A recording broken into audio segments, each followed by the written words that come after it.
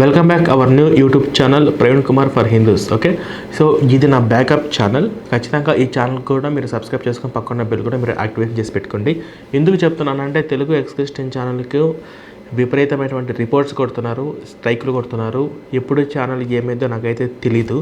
కాబట్టి నేను మీతో కమ్యూనికేషన్ కరెక్ట్గా ఉండాలి కాబట్టి ఇంకో కొత్త ఛానల్లో నేను మీ ముందుకు వస్తున్నాను. ఓకేనా? సో కంపల్సరీ ఈ ఛానల్ మీరు సబ్స్క్రైబ్ చేసుకొని పక్కన బెల్ కూడా మీరు యాక్టివేషన్ చేసి పెట్టుకొని మాత్రం ఉండండి. ఓకే రైట్, ఇప్పుడు మన టాపిక్లోకి వెళ్దాం. మరి కొన్ని గంటలలో ఏం జరగబోతుందో నాకు కూడా తెలియదు. వాతావరణం మరి హాట్గా మారిపోబోతుంది, అదైతే కన్ఫాము. అంటే ఇది మొత్తం దేశవ్యాప్తంగా. విషయం ఏంటంటే ది కేరళ స్టోరీ 2 సినిమా అనేది ట్రైలర్ రిలీజ్ అయినప్పటి నుంచి ఆ ట్రైలర్ మీద మనకు సెన్సార్ బోర్డు సర్టిఫికేట్ వచ్చిన తర్వాత కూడా అది కోర్టులో కేసేస్తున్నారు. మరి రిలీజ్ అవుతుందా అవ్వదా అనే దాని మీద అయితే ఉత్కంఠంగానే ఉంది. అంటే కోర్టు ఒక్కసారి అంటే ఆల్రెడీ సెన్సార్ ఇచ్చేసిన తర్వాత కూడా ఇది మళ్ళీ పరిశీలించాలని చెప్పారు. ఇది ప్రస్తుతానికి సినిమా కేరళలో పూర్తిగా బ్యాన్ చేశారు. ఏందో నాకు అర్థం కాలేదు. అక్కడ ఇంతకుముందు ట్రాన్స్ మూవీ కూడా బ్యాన్ చేశారు, ఇప్పుడు ఇది కూడా బ్యాన్ చేశారు. ది కేరళ స్టోరీ 1 అనే ఫస్ట్ పార్ట్ కూడా అందులో బ్యాన్ చేసేసారు. ఇంకొన్ని చోట్ల కూడా కొన్ని స్టేట్లో కూడా ఇది బ్యాన్ చేశారు. అయితే ఇప్పుడు ఈ సినిమా గురించి నేను మీకు చెప్పాలంటే ఇది ఇప్పుడు తెలుగులో ప్రెజెంట్ అవైలబిలిటీ ఉందా లేదా అనేది అయితే అది కూడా ఒక పెద్ద సస్పెన్స్. ఎందుకంటే తెలుగు, హిందీ, కన్నడ, హిందీ ఇలా ఒకటేసారి 4 భాషలలో రిలీజ్ అవ్వాల్సినటువంటి ఈ సినిమా ప్రెజెంట్ ఇప్పుడు హిందీలోనే బుక్ మై షోలో చూపిస్తుంది. అంటే నాకేదో తెలుగులో చూపించింది, వెంటనే బుక్ చేసుకున్నా, మళ్ళీ అక్కడికి వెళ్ళేంత వరకు షో ఉంటుందా అనే గ్యారంటీ లేదు. అసలు తెలుగే కాదు, హిందీకి కూడా గ్యారంటీ లేదంట. ఎందుకంటే మాకు తెలిసిన వాళ్ళు కాస్త ప్రీమియర్ షో చూశారు. సరే, ఏది ఏమైనా ఈ సినిమా గురించి మీకు చెప్పాలంటే ఈ సినిమా డైరెక్షన్ చేసినటువంటి నారాయణ సింగ్ కావచ్చు, ఆ టీం మొత్తానికి, ఆ మూవీ టీం మొత్తానికి నేను పాదాభివందనాలు చేస్తున్నాను. ఓకేనా? ఇప్పుడు ఇలాంటి సబ్జెక్టు మీద ముందు సినిమా చెయ్యాలంటే ఫస్ట్ డేర్ ఉండాలి, అన్నీ తెగించి ఉండాలి. సో ఆ మూవీ టీం మొత్తం కూడా ఫైనల్గా రిస్క్ చేసి ఆ మూవీని మన ముందుకు తీసుకొని వచ్చారు. First point. ఓకేనా? ఇప్పుడు హిందూ ధర్మం కోసం నేను ఏదైనా చెయ్యాలి, హిందుత్వం కోసం నేను కూడా ఏదైనా ఒక అడుగు ముందుకు వేసి చెయ్యాలి అని కసిగా ఉండి ఫ్యామిలీ ఇష్యూస్ కావచ్చు, లేకపోతే ఉద్యోగాల పరంగా కావచ్చు, టైం పరంగా కావచ్చు అని ఆగిపోయిన ప్రతి ఒక్కరికి ఒక గొప్ప అవకాశం వస్తుంది. ఆ గొప్ప అవకాశం ఏంటంటే ఇప్పుడు ఉన్నటువంటి మన హిందూ ఆడపిల్లలందరికీ కూడా ఎంతమంది వీలైతే అంతమంది ఇది కేరళ స్టోరీ 2 సినిమా మైనర్ లేదు, మేజర్ లేదు, ఒక ఊహ వచ్చిందంటే 12-13 ఏళ్ళలో ఉన్న అమ్మాయి అయినా కానీ వెళ్ళి తీసుకొచ్చి ఈ సినిమా చూపెట్టండి. అది ఏదో ఒక విధంగా ఈ సినిమా అయితే రిలీజ్ చేస్తారు ఆ మూవీ టీము. ఒకరోజు కావచ్చు, 2 రోజులు కావచ్చు, లేదా కొన్ని గొడవల కారణంగా కావచ్చు, లేకపోతే పలానా స్కూల్, పలానా కాలేజ్, పలానా గర్ల్స్ హాస్టల్ అందరూ కలిసి ఈ అమ్మాయిలందరికీ షో చూపిద్దామని అనుకుంటున్న వాళ్ళు ఎవరైనా ఒకసారి దాదాపు మమ్మల్ని కాంటాక్ట్ అవ్వండి. అవసరమైతే అంటే ఇది తెలుగులో అన్ని ప్రాంతాలలో ఈ సినిమా రిలీజ్ ఎక్కడెక్కడ అవుతుందో నేను చెక్ చేస్తున్నాను అనమాట. ఒకవేళ చెక్ చేసి తెలుగులో ఈ తెలుగు రాష్ట్రాలలో కొన్ని ప్రాంతాలలో రిలీజ్ అయితే ఆ ప్రాంతానికి దగ్గరలో ఉన్నటువంటి గర్ల్స్ హాస్టల్, ఉమెన్స్ కాలేజెస్ ఏదైనా ఉంటే వాళ్ళ పెద్దలతో కూడా మాట్లాడి అందరికీ షో చూపించడానికి దానికి అయ్యే ఖర్చు కూడా వీలైతే నేను పెట్టుకుంటాను. ఓకేనా? సో ఈ ప్రయత్నాలు అయితే నేను చేస్తున్నాను. కానీ నేను చేద్దాం అనుకొని అక్కడ అమ్మాయిలందరూ రెడీగా ఉన్నారు కానీ అక్కడ షో పడట్లేదు. ఇంకొంచెము 30-40 కిలోమీటర్ల అవతల ఇంకొక విలేజ్ ఉంది, అక్కడికి వెళ్ళి షో చూపిద్దామా అనుకుంటే కూడా అక్కడ కూడా ఈ షో పడలేదన్నమాట ప్రజెంట్. మరి ఏందో నాకు కూడా తెలియట్లేదు. మొత్తానికైతే నేను చూస్తూనే ఉంటాను, ఇదే పని మీద ఉంటాను. మీరందరూ కూడా మీ బాధ్యత ఏంటంటే మీతో పాటు మీ ఫ్యామిలీలో ఉన్నటువంటి వాళ్ళు కాదు, మీ చుట్టుపక్కల ఉన్నటువంటి వాళ్ళందరినీ కాదు, ఆడపిల్లలందరికీ ముఖ్యంగా సినిమా తీసుకెళ్ళి కూర్చోపెట్టి చూపెట్టండి. ఇందులో అడల్ట్ ఉందా, వైలెన్స్ ఉందా, వల్గర్గా ఉందా, ఏం పర్లేదు, కొట్టి మరి చూపెట్టండి. ఇప్పుడు హిందూ ఆడపిల్లలు ఎంత దారుణంగా మోసపోతున్నారో ప్రతిరోజు మనం చూస్తూనే ఉన్నాం. ప్రతిరోజు లవ్ జిహాద్ అనుకుంటూ ఇది ముస్లిమ్స్ వాళ్ళందరూ కూడా కేవలం హిందూ అమ్మాయిలు మాత్రమే టార్గెట్ చేసి వాళ్ళను ట్రాప్ చేసి వాళ్ళ ఫ్యామిలీకి దూరం చేసి మనము ఇలా పని చేస్తే మన దేవుడు శిక్షిస్తాడు, ఇలా చేయకూడదు అని చెప్పేసి భయం చెప్పే పేరెంట్స్ కూడా చేయట్లేదా అనేది అయితే నాకైతే ఒక అనుమానంగా ఉంది. ఇంకా భవిష్యత్తు ఏమైపోతుందో అన్న భయంగా కూడా ఉంది. ఎందుకంటే ఇటువంటి వాటన్నిటికీ ఎఫెక్ట్ అయిన కంట్రీస్ అన్నీ కూడా ఇవాళ మన ఇండియాని చూసి నేర్చుకుంటుందన్నమాట. అటువంటి పొజిషన్లో, అటువంటి ఒక గొప్ప ఒక పెద్ద మంచి పొజిషన్లో మనము మన కల్చర్ అనేది ఉంచాలి. సో అందుకు ఇది కేవలం సినిమా మాత్రమే కాదు, మన ఇండియా భవిష్యత్తులో జరగబోయే ప్రమాదాన్ని మనకు ముందే చూపిస్తుంది. ఆల్రెడీ జరుగుతుంది, జరిగింది, జరగబోతుంది, జరుగుతూనే ఉందన్నమాట. మనల్ని మన ఆడపిల్లలు, హిందూ ఆడపిల్లలందరినీ అలర్ట్గా ఉంటారు. ఎందుకంటే వాళ్ళు చెప్తే వినరండి వాళ్ళు అసలు. మా రఫీ చాలా మంచోడు, అట్లాంటోడు కాదు, నన్ను అంత బాగా చూసుకుంటాడు. ఏముంది, ఒక మాట చెప్పి బాగును, క్యూట్గా ఉన్నా అంటే పడిపోతారు.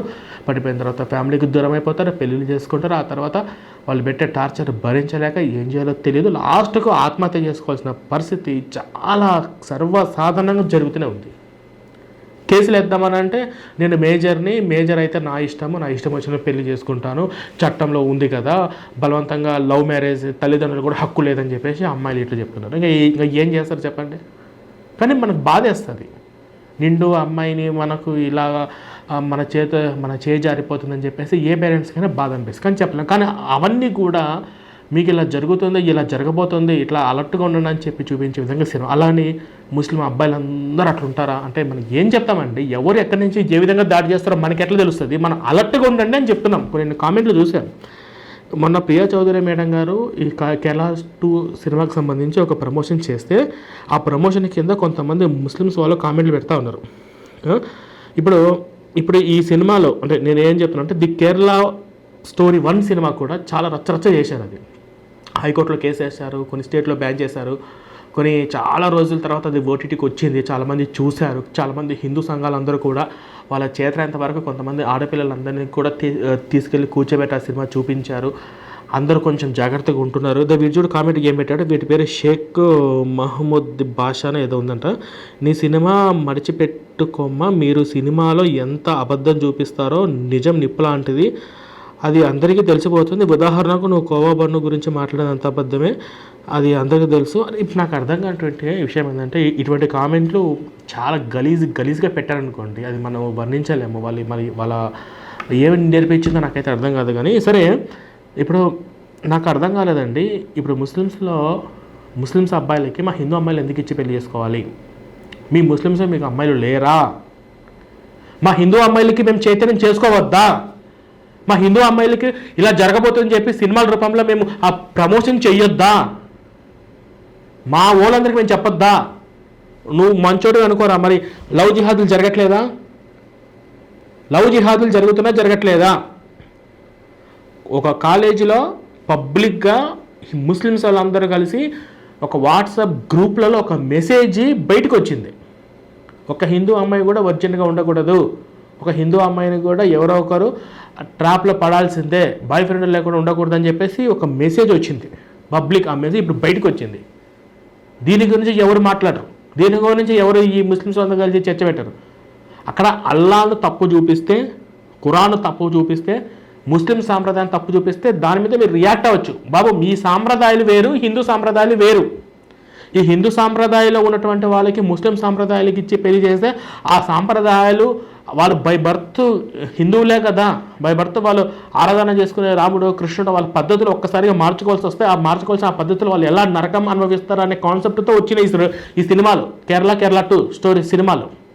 ఇవి మా వాళ్ళకి మేము చెప్తే అర్థం కావట్లేదని చెప్పేసి సినిమా రూపంలో చూపించే ప్రయత్నంగా మేము చేస్తూ ఉంటే, ఇదేమో అన్ని సినిమాలు అట్లా కాదు, వాడు అట్లా కాదు, వీడు ఎట్లా కాదు, వీడు అసలు ఏంట్రా మీ కాన్సెప్ట్ ఎంత నాకు అర్థం కాదు. చంపేస్తారా మొత్తానికి? అసలు ఏం చేస్తారు?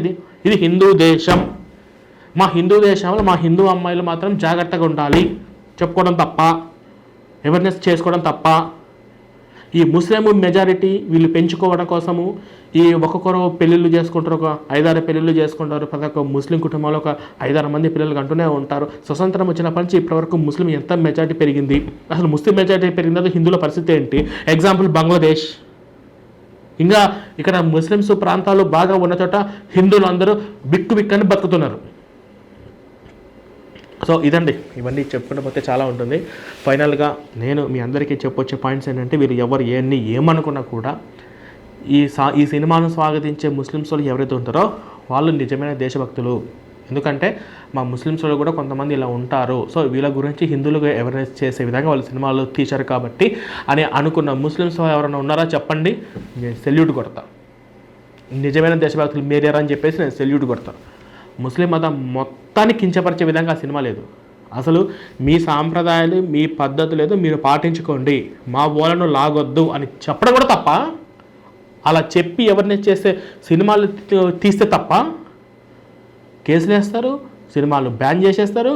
అది కూడా ఇండియా నుంచి కాకుండా ఇంటర్నేషనల్ వేరే లెవెల్ దగ్గర నుంచి కూడా ప్రెజర్ వస్తుంది, ఈ సినిమా రిలీజ్ అవ్వకూడదు, ఈ సినిమా పలానా దగ్గర బ్యాన్ చేసేయండి అని చెప్పేసి. హక్కులు ఉండవు మాకు ఇంకా. సో ఇది ఆడపిల్లలందరూ చెప్తున్నాను, పిల్లలు అందరూ చెప్తున్నాను, మేజర్ మైనర్ ఎవరైనా కానీ ఖచ్చితంగా ఈ సినిమా మీరు మీ ఇంట్లో మీ పేరెంట్స్ను అడిగి మరీ తీసుకెళ్ళి చూపించమని చెప్పండి. ఆడపిల్లలు ఉన్న ప్రతి ఒక్క హిందూ కుటుంబం, మళ్ళీ చెప్తున్నాను, ఒక్క ఆడపిల్ల ఉన్నా, ఎంతమంది ఆడపిల్లలు ఉన్నా, ఆడపిల్ల ఉన్నా ఖచ్చితంగా ప్రతి ఒక్క హిందూ కుటుంబము, లేకపోతే మీ చెల్లెల ఫ్రెండ్స్, లేకపోతే మీ చెల్లెల వాళ్ళు అందరూ కలిసి ఎంత వీలైతే అంత ఈ సినిమాకు ఆ హిందూ అమ్మాయిలతో ప్రతి థియేటరు ఫుల్ అయిపోవాలి. అసలుకి ప్రతి థియేటర్ దగ్గర ఎంత వీలైతే అంత. అవసరమైతే నేను కొంతమందికి చూపించడానికి నేను సిద్ధమయ్యాను, కానీ కాకపోతే ఏంటంటే అక్కడ థియేటర్లో పడలేదు. అక్కడ పడితే నేను చూపించడానికి కోసం నా ప్రయత్నం నేను చేస్తాను. మీ బాధ్యతగా మీరు అది చేయండి. దేశం కోసం, ధర్మం కోసం ఏదైనా చేయండి. వచ్చినటువంటి ఈ అవకాశాన్ని మీరు సద్వినియోగం చేసుకోవాలని చెప్పి కోరుకుంటూ ఈ వీడియో ముగిస్తున్నాను. And for the last time all the best.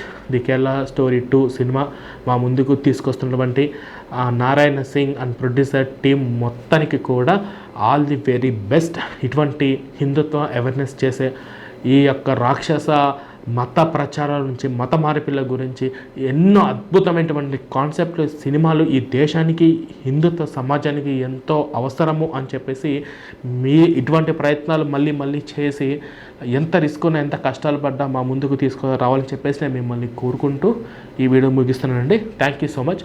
జై హింద్.